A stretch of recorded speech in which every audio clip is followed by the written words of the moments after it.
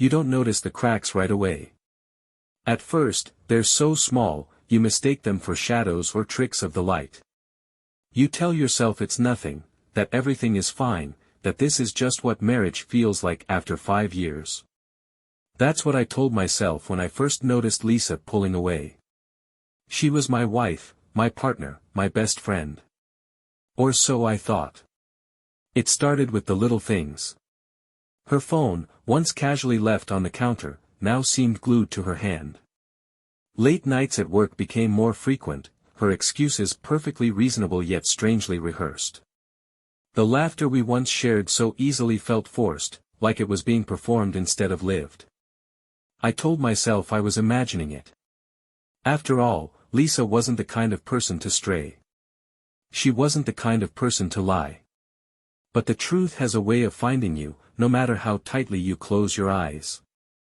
The night I found out started like any other. Lisa had texted to say she'd be home late, something about a last-minute meeting. I didn't think much of it at first. I made dinner, watched TV, and tried not to notice how empty the house felt without her. But then her laptop dinged. It was sitting on the kitchen table, open but idle. The sound was from a notification, an email. I ignored it at first, but then I saw the subject line. Last night was amazing. My heart sank. I told myself not to look, that it wasn't my place, but something in me couldn't let it go. My hands moved before my brain could stop them, clicking on the email. The words blurred together at first, my mind refusing to process what I was reading. But the more I read, the clearer it became. Lisa had been seeing someone else. When she came home that night, I was still sitting at the table, the laptop closed but the evidence seared into my mind. She greeted me with her usual smile, dropping her bag by the door and kissing me on the cheek. "Hey, babe," she said, her voice light. "Long day. How was yours?" I couldn't speak. My throat felt tight, my chest heavy. "Jake," she said, frowning. "What's wrong?" The question felt like a cruel joke. I stood, my legs shaky, and handed her the laptop. Her face fell the moment she saw the screen. For a long moment, neither of us spoke. The air between us felt like it was made of glass, fragile and ready to shatter. "It's not what you think," she said finally, her voice trembling. I laughed, a bitter, hollow sound. "Don't insult me, Lisa. I know what it is." That night was a blur of raised voices, tears, and broken promises. Lisa swore it was a mistake, that it had only happened once, that she loved me and didn't want to lose me. But all I could feel was the betrayal, sharp and all-consuming.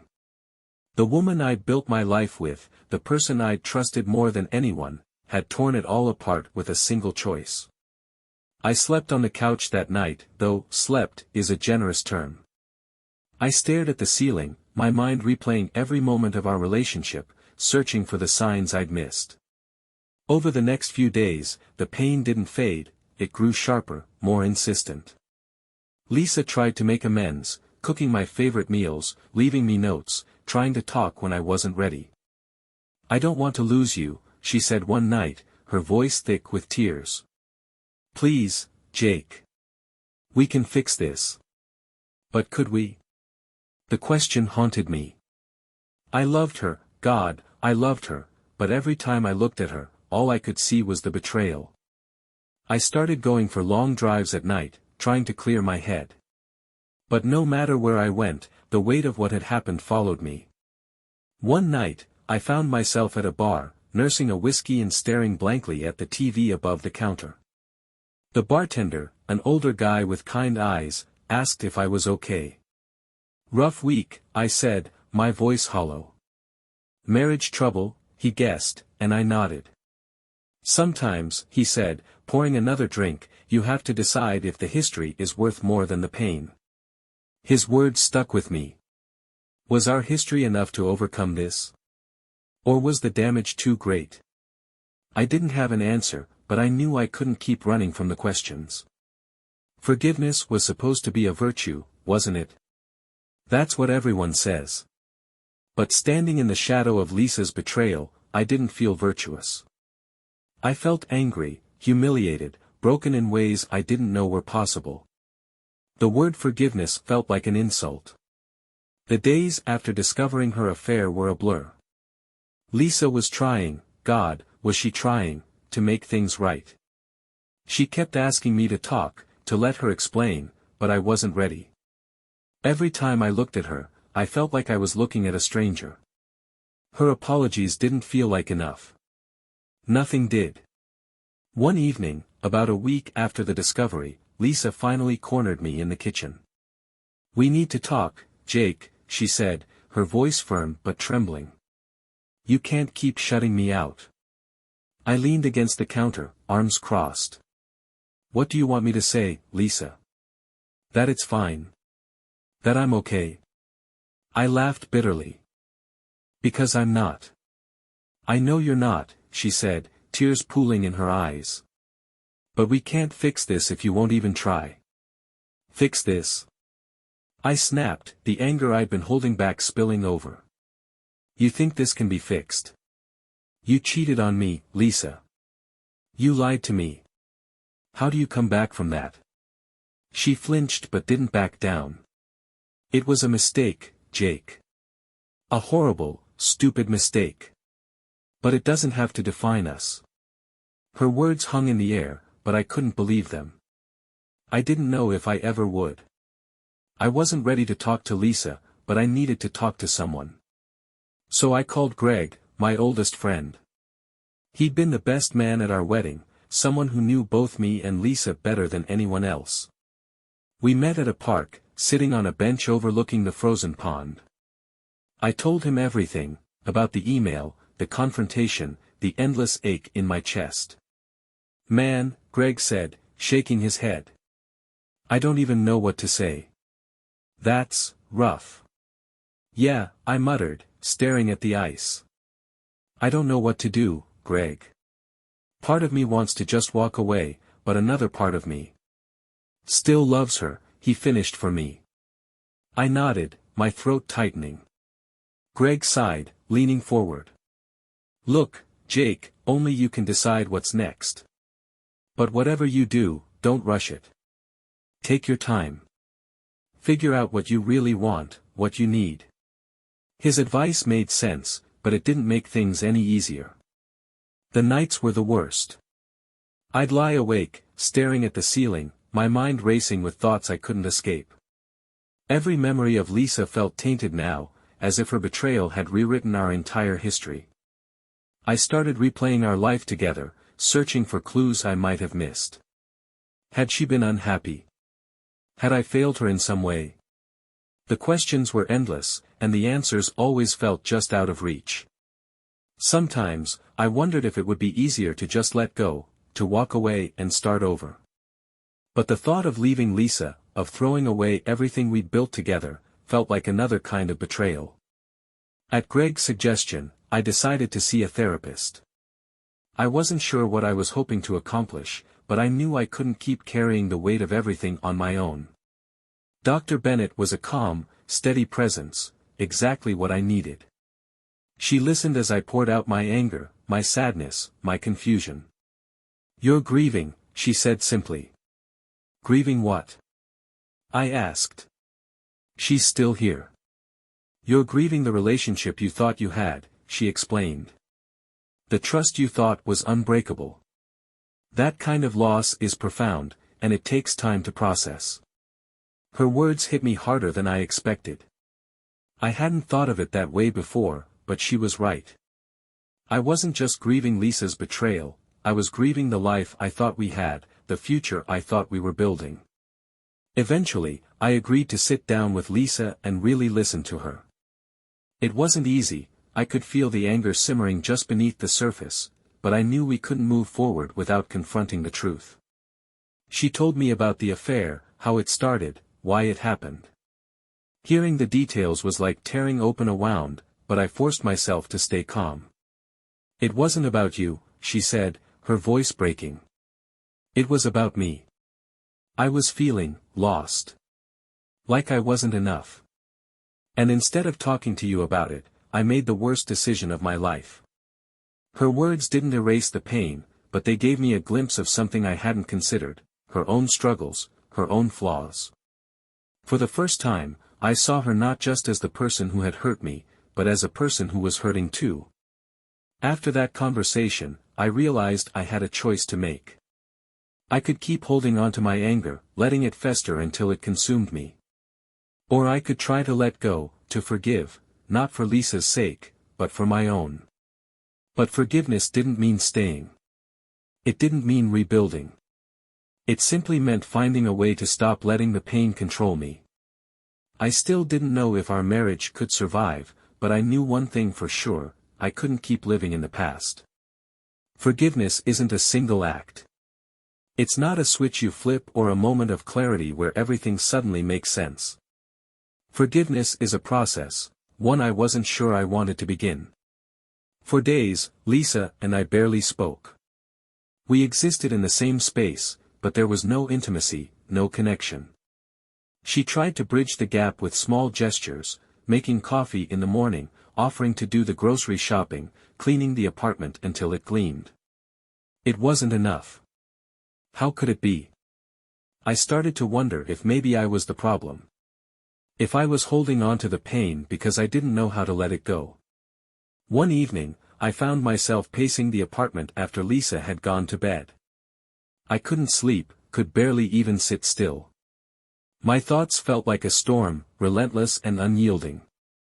Finally, I grabbed my keys and left.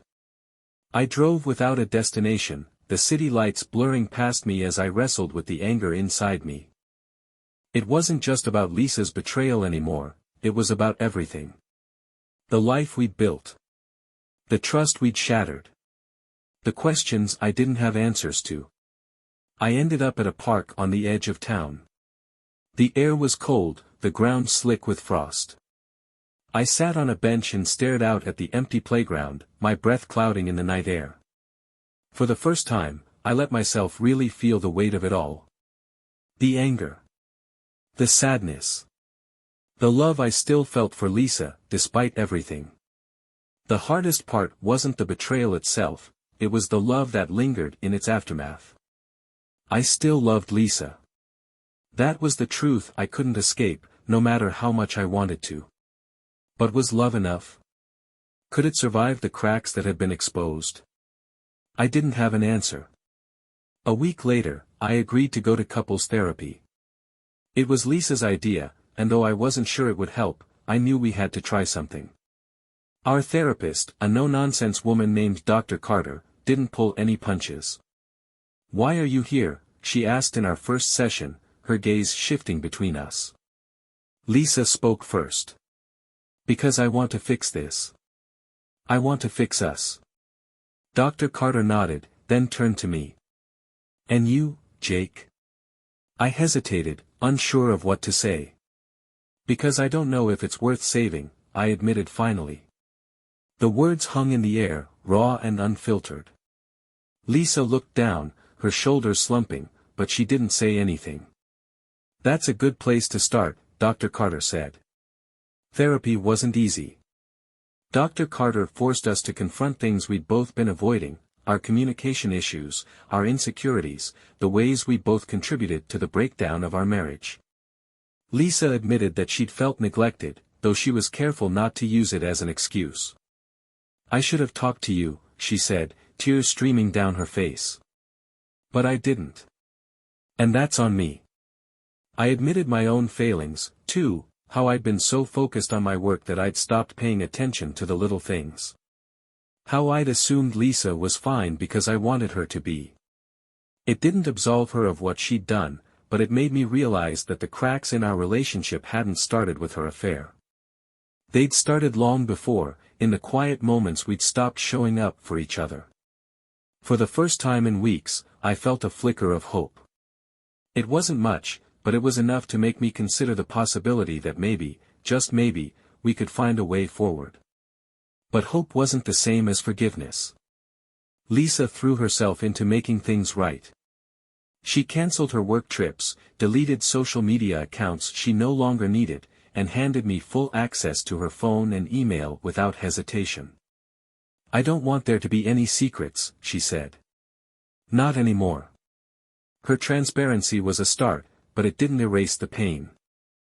Forgiveness felt like an impossible mountain to climb, and every step forward felt like a step back. One evening, Lisa suggested we go out for dinner, just the two of us.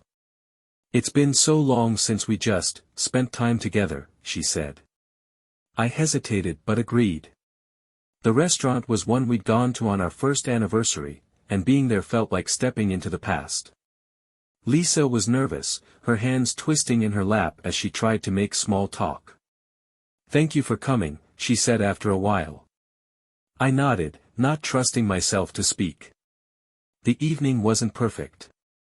There were moments of awkward silence, moments when the weight of everything hung between us. But there were also moments of connection, little glimpses of the love we'd shared before everything fell apart. That night, as I lay awake in bed, I realized that I couldn't keep living in limbo. I had to make a decision, to forgive or to let go. But forgiveness wasn't just about Lisa, it was about me. About letting go of the anger that had been eating away at me. About finding a way to move forward, whether that was with Lisa or without her. I didn't know what the future would hold, but for the first time, I felt ready to face it. Decisions define us, don't they? Not the easy ones, what to eat for breakfast or which shirt to wear, but the hard ones. The ones that rip you apart and demand you choose which pieces to carry forward. I spent days weighing the choice in front of me, stay and try to rebuild or leave and start over. It wasn't just about Lisa anymore. It was about the life we'd built, the dreams we'd shared, the history that tethered us together. But could love survive something like this? One morning, I woke up to find a letter on the kitchen table, folded neatly with my name written across the front in Lisa's careful handwriting. I stared at it for a long time, my coffee cooling in the mug beside me. Part of me didn't want to read it. What could she possibly say that I hadn't already heard? But another part of me, the part that still cared, couldn't leave it unopened. The words inside were raw, vulnerable in a way I wasn't used to seeing from her. "Jake. I don't know if this will help or hurt, but I need you to know how I feel. I made a mistake, a terrible, selfish mistake, and I'll regret it for the rest of my life. But that mistake doesn't define how much I love you or how much I want to fix what I broke. I know I've lost your trust, and I don't blame you for that. I know forgiveness isn't something I can ask for, it's something you have to decide for yourself. But if there's any part of you that still believes in us, please don't give up on me. Don't give up on us.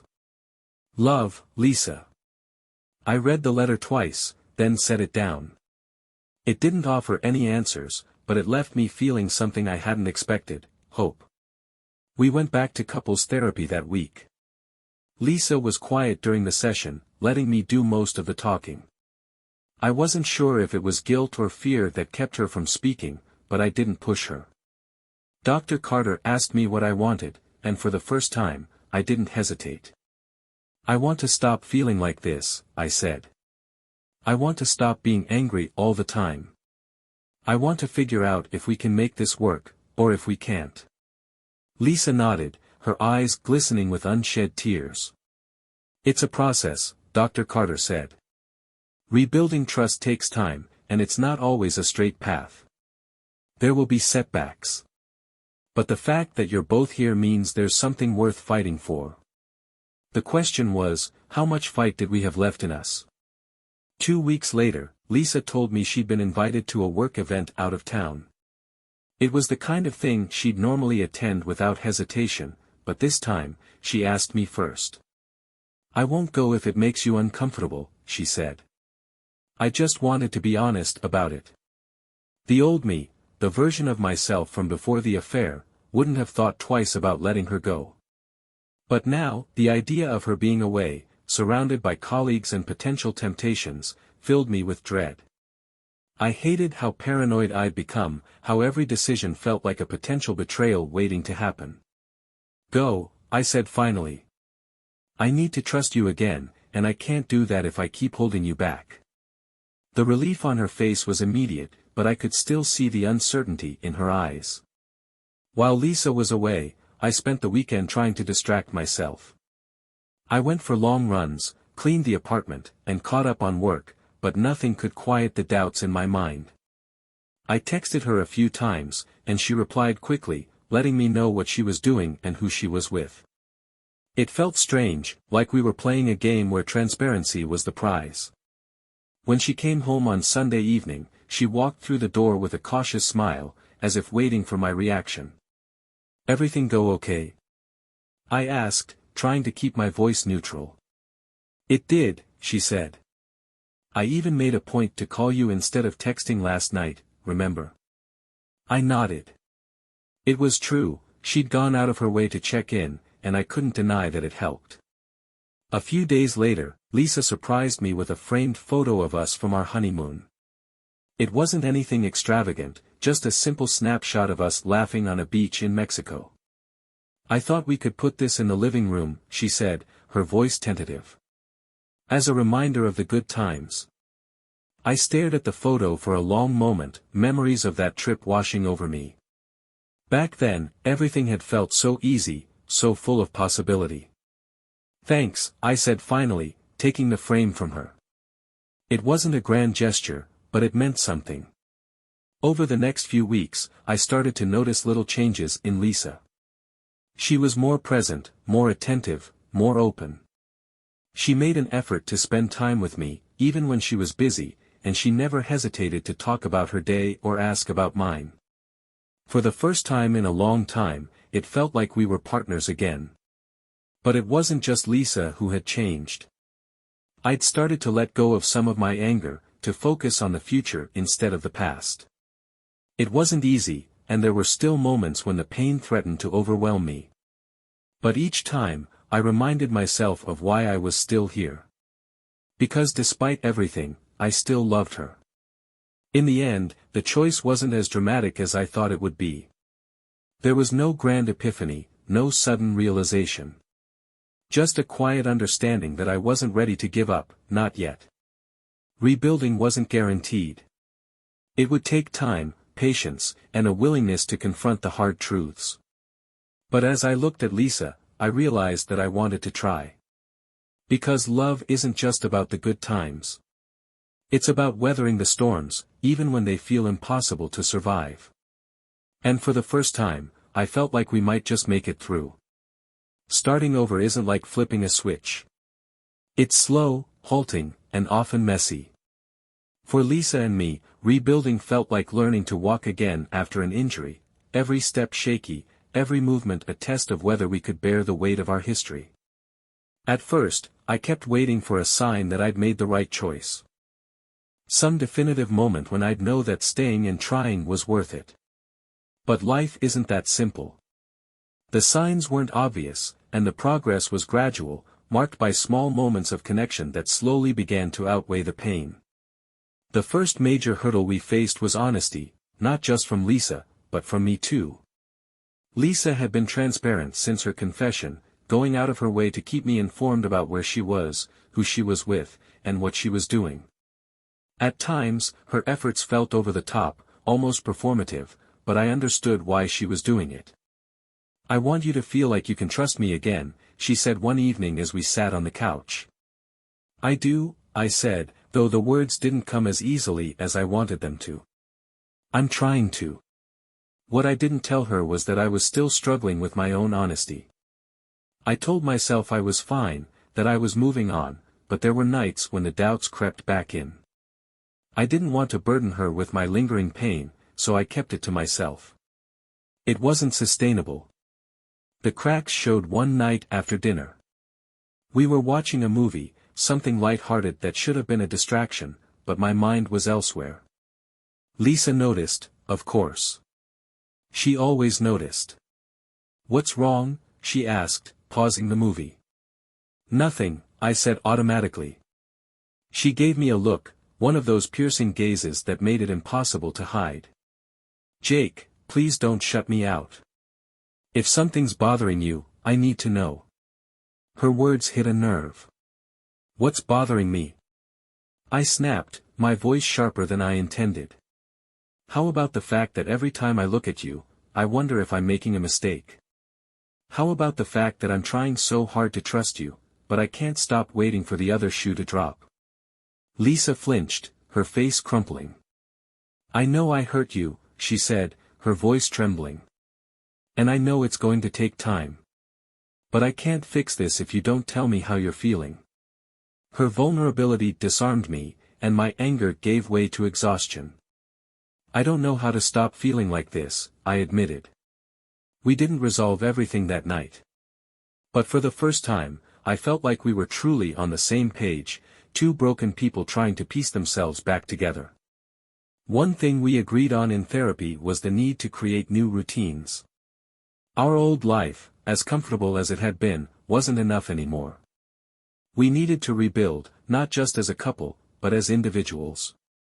We started going for morning walks together, something neither of us had done before. At first, the silence between us felt heavy, but over time, it became easier. The simple act of walking side by side, sharing the quiet moments, felt like a step in the right direction. Lisa also started journaling, a suggestion from Dr. Carter. She didn't show me what she wrote, but she said it helped her process her emotions. I tried it once or twice, but it wasn't for me. Instead, I found solace in running. The rhythmic pounding of my feet against the pavement became my therapy, a way to burn off the frustration and clear my mind. One evening, as I laced up my running shoes, I got a call from Greg. Just checking in, he said. How are things? I hesitated, not sure how much to share. But Greg wasn't the type to let me off the hook. It's hard, I admitted. Some days, it feels like we're making progress, but other days, I don't know. It feels like we're just pretending. That's normal, Greg said. You're not going to wake up one day and suddenly feel like everything's fine. It takes time, man. And it's okay to have doubts. His words stayed with me. For the first time, I realized that doubt didn't mean failure. It was just part of the process. Just when I thought we were finding our footing, a small moment brought everything crashing back. Lisa had been texting someone during dinner, her phone lighting up every few minutes. She noticed me watching and quickly explained, "It's just Katie. She's asking about plans for the weekend."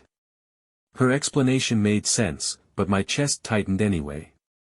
Memories of that first email, the one that had unraveled everything, flooded back. Lisa must have seen the change in my expression because she put her phone down immediately. "Jake, I promise, it's nothing," she said, her voice steady. "I know," I said, though my voice betrayed me. Later that night, I found myself scrolling through her messages while she was in the shower. It wasn't something I was proud of, but I couldn't stop myself. The guilt hit me hard when I didn't find anything suspicious. I was the one betraying her trust now, and the realization left me feeling hollow. The next day, I told Lisa what I'd done. "I looked through your phone last night," I admitted, my voice heavy with shame. "I shouldn't have, but I did." Lisa didn't react the way I expected. She didn't get angry or defensive. Instead, she nodded slowly and said, "I understand why you felt like you had to." Her calm response only made me feel worse. "I want to trust you," I said. "I'm trying. But it's hard." "I know," she said softly. "But we'll get there. One day at a time." As the weeks passed, the setbacks became less frequent. The good days started to outnumber the bad, and the laughter that had once felt so distant began to return. One evening, as we sat on the couch watching a movie, Lisa reached for my hand. "I love you," she said, her voice quiet but sure.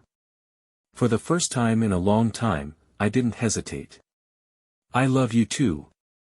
It wasn't a grand moment, but it was enough. Forgiveness, I've learned, isn't something you give once. It's something you keep giving, every day, in small and quiet ways. Lisa and I weren't the same people we'd been before the affair. Something had shifted between us, something fragile but undeniably real. We were learning, slowly but surely, how to exist in this new version of our relationship. It wasn't perfect. It never would be. But for the first time in months, I felt like we were moving forward instead of treading water. The first true milestone came on a crisp spring morning. Lisa and I were walking in the park, a routine that had become our shared ritual. The air was cool, the sun bright, and for once, the weight of the past didn't feel so heavy. "Do you think we'll ever feel normal again?" Lisa asked, her voice hesitant. I thought about it for a moment before replying. "I don't think we'll ever go back to what we were. But maybe that's not such a bad thing." She looked at me, her eyes searching. "What do you mean?" "I mean, maybe we can be better. Stronger. If we're willing to do the work." She nodded, a small smile playing at her lips. "I'm willing." And in that moment, so was I. One of the hardest lessons I learned through all of this was the importance of boundaries, not just in our relationship but with myself. For too long, I'd let my doubts and fears consume me. I'd let them dictate my actions, even when I knew they weren't fair to Lisa. Dr. Carter helped me realize that trusting Lisa again didn't mean I had to suppress my feelings. It meant acknowledging them, working through them, and setting boundaries to protect myself. Lisa, too, was learning how to set boundaries. She started saying no to unnecessary work events and prioritizing her time at home. She was showing me, in every way she could, that I mattered. To celebrate the progress we'd made, Lisa suggested we take a weekend trip, a chance to get out of the city and focus on each other without distractions. We chose a small cabin near the lake, a place we'd visited once early in our marriage. The drive there was quiet but comfortable, the kind of silence that felt like peace rather than tension. The first night, we sat by the fire, talking about everything and nothing. "I missed this," Lisa said, her gaze fixed on the flames. "Me too," I admitted. The trip wasn't transformative. It didn't magically fix everything. But it reminded us of why we were fighting for this, why we still cared. One evening, a few weeks after the trip, I found Lisa going through an old box of photos. "What are you doing?" I asked, curious. She held up a photo of us from our wedding day. "I was thinking we could frame some of these. Put them up again." The photos had been packed away months ago, shortly after the affair came to light. I hadn't wanted to look at them, to be reminded of the life we'd built and nearly lost. But now, as I looked at the picture of us smiling on that sunny afternoon, I didn't feel the same pang of sadness. Instead, I felt a quiet sense of gratitude, for what we'd been through, for what we'd survived. "Yeah," I said finally. "I think that's a good idea." Over time, Lisa and I found a rhythm that worked for us. We weren't the same couple we'd been before, but that was okay. We learned to communicate better, to be honest about our needs and fears. We learned how to lean on each other without losing ourselves in the process. There were still moments of doubt, of course. Moments when the memories crept back in, uninvited. But each time, we faced them together. One evening, as we sat on the porch watching the sunset, Lisa turned to me and said, "Do you think we'll make it?" I didn't hesitate. "Yeah. I do." For the first time in a long time, I believed it. 6 months later, we celebrated our 6th wedding anniversary. It wasn't a grand affair, just a quiet dinner at home with candles and music playing softly in the background. As we sat at the table, I realized how far we'd come. The wounds were still there, but they weren't open anymore. They'd healed into scars, reminders of what we'd endured, but also of what we'd overcome. We weren't perfect, but we were trying. And for us, that was enough.